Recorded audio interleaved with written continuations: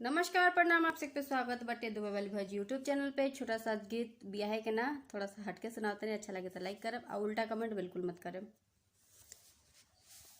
एक ही गो चादरबा एक ही तकियाबा एक ही गो बड़ुए बिछावना। अरे पातर पातर पियावा पलंग पर कोरावा में लगेला खेलावना। अरे पातर पातर पियावा पलंग पर कोरावा में लगेला खेलावना। छरहर शरीरिया बा पतरी कमरिया धनी हो देखा के ललचावना।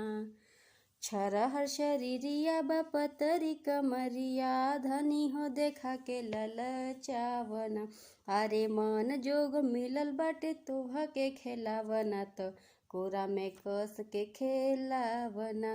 अरे मन जोग मिलल बाटे तोह के खेलावना तो कोरा में कस के खेलावना।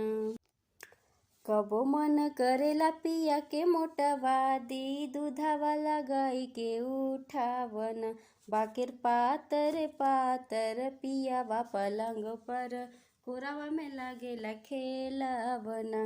अरे मन जोग मिलल बाटे तोहा के खेलावना त कोरा में कस के खेलावना।